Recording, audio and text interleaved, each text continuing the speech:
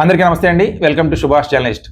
ఆంధ్రప్రదేశ్ తెలంగాణలో ఎప్పుడు ఏ ఎన్నిక జరిగినా కూడా పొలిటికల్ వేడి అయితే ఎప్పుడు రాజుకుంటూనే ఉంటుంది. ఆ పొలిటికల్ హీట్ వాతావరణం మస్తు మజాగా ఉంటుంది ఇది పొలిటికల్ లవర్స్కి. తెలంగాణలో మొన్నటి వరకు మున్సిపల్ కార్పొరేషన్ ఎన్నికల వేడి అలా చల్లారిందో లేదో మళ్ళీ వెంటనే రాజ్యసభ ఎన్నికలు వచ్చేసినాయి. ఆంధ్రప్రదేశ్లో స్థానిక సంస్థల ఎన్నికలు వరుసగా వచ్చేస్తున్నాయి. సర్పంచ్ ఎన్నికలు, ఎంపీటీసీ, జెడ్పీటీసీ, మున్సిపాలిటీ కార్పొరేషన్ ఎన్నికలు. ఈ ఎన్నికలతో పాటు మధ్యలో రాజ్యసభ ఎన్నికలు కాస్త రాష్ట్ర వ్యాప్తంగా రాజకీయ వాతావరణాన్ని వేడెక్కిస్తున్నాయి. తెలంగాణలో 2 సీట్లు ఖచ్చితంగా అధికార కాంగ్రెస్ పార్టీ గెలుచుకోనుంది. ఇటు ఆంధ్రప్రదేశ్లో 4 స్థానాలు కూడా కూటమి ఖాతాలో పడటం ఖాయమైంది. ఒక్కసారి తెలంగాణలో చూసుకుంటే ఆ 2 స్థానాల్లో ఒకటే అభిషేక్ సింఘ్వి, సిట్టింగ్ ఎంపీ అభిషేక్ సింఘ్వికి ఢిల్లీ కోటాలో ఖాయమైతే రెండోదాని రేవంత్ రెడ్డి గారి బెస్ట్ ఫ్రెండ్ వేం నరేందర్ రెడ్డి గారికి ఖాయమైంది. వేం నరేందర్ రెడ్డి గారు అంటే ఈ గత 10 ఏళ్ల నుంచి రాజకీయాలు చూస్తున్న వాళ్ళకి గుర్తుండకపోవచ్చు, కానీ 2004లోనే ఆయన మహబూబాబాద్ నుంచి తెలుగుదేశం పార్టీ తరపున ఎమ్మెల్యేగా గెలిచారు. మళ్ళీ ఆయనకి చట్టసభలకు వెళ్ళే అవకాశం రాలే. మళ్ళీ ఇన్నేళ్ళకి దాదాపు రెండు దశాబ్దాలు దాటిన తర్వాత అది కూడా రేవంత్ రెడ్డి గారు బెస్ట్ ఫ్రెండ్గా ఉండడంతో మళ్ళీ రాజ్యసభకు వెళ్ళే అవకాశం వస్తుంది. సరే, తెలంగాణది కాసేపు పక్కన పెడితే ఇక ఆంధ్రాకి వస్తే ఆంధ్రాలో 4 సీట్లు కూడా కూటమి ఖాతాలో పడనున్నాయి. ఈ 4 సీట్లలో బీజేపీకి, జనసేనకి అయితే ఒకటి ఖచ్చితంగా ఇచ్చేయాలి, డౌట్ లేదు.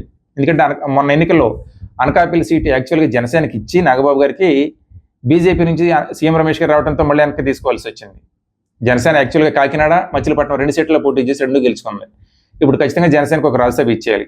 పక్కన పెడితే బీజేపీకి ఒక సీటు ఇద్దామా వద్దా అని చంద్రబాబు గారు కాస్త మొన్నటి వరకు డైలమాలో ఉన్నారు.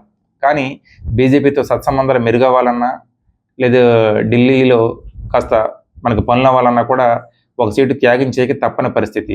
లేకపోతే బీజేపీతో సంబంధాల విషయంలో మళ్ళీ తేడా వచ్చేస్తుంది.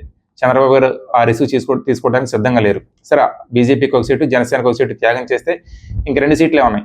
ఈ 2 సీట్ల కోసం తెలుగుదేశం పార్టీలో సీనియర్లు జూనియర్ల మధ్య అయితే గట్టి పోటీ ఉందండి. పోటీ అయితే మామూలుగా లేదు.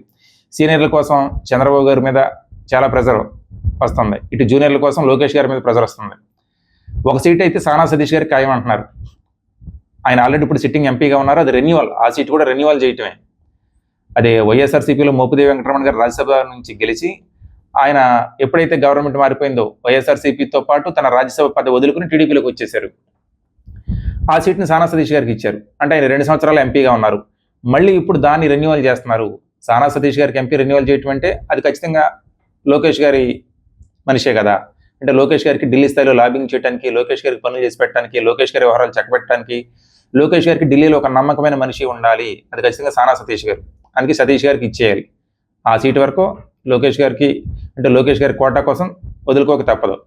ఇంకా ఉన్న ఒక సీటు కోసం చాలామంది పోటీ పడుతున్నారు. వీళ్ళంతా కూడా సీనియర్లు. తొండపు దశరథ్ జనార్దన్ గారు అవ్వచ్చు, ఖమ్మంపట్టి రామ్మోహన్ రావు గారు అవ్వచ్చు, ఉర్ల రామయ్య గారు అవ్వచ్చు. వీళ్ళంతా కూడా చంద్రబాబు గారి మీద ప్రెజర్ చేస్తున్నారు.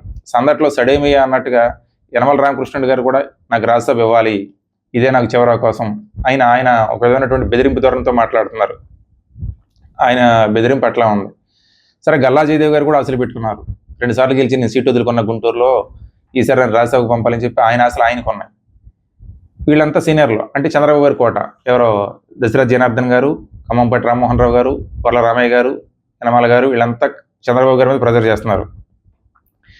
ఇదిలా ఉంటే మళ్ళీ కిలార్ రాజేష్ గారి కోసం 2వ సీటు, ఆ 2వ సీటు కోసం కూడా లోకేష్ గారు తన మనిషి అయినటువంటి కిలార్ రాజేష్ గారికి ఇప్పించుకోవాలని ఆయన ప్రయత్నం ఆయన చేస్తున్నారు.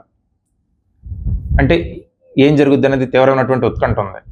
ఒకటి సానా సతీష్ గారికి లోకేష్ గారి కోటాలో వదిలేస్తే, రెండోది సీనియర్ల కోసం లోకేష్ గారు వదిలేసుకుంటారా, లేదా ఒకవేళ కిలార్ రాజేష్ గారు అవ్వచ్చు, లేదా లోకేష్ గారు తనకు ఎవరైతే కావాలని అనుకుంటున్నారో సీనియర్లో కూడా తనకు నమ్మకమైన వాళ్ళు ఎవరైనా అనుకుంటే వాళ్ళని రికమెండ్ చేస్తాడా అనే దాంట్లో ఇప్పుడు తెలుగుదేశం పార్టీలో గట్టి చర్చ అయితే నలుగుతుంది. అంటే ఎట్లాగా రాజ్యసభ సీట్ల కోసం చంద్రబాబు గారు వర్సెస్ లోకేష్. ఇప్పటికే లోకేష్ గారు చాప్ కింద నీరులా తన టీం రెడీ చేసుకుంటున్నారు. యువ ఎమ్మెల్యేలకు అవకాశం ఇస్తున్నారు, యువ మంత్రులకు అవకాశం ఇస్తున్నారు.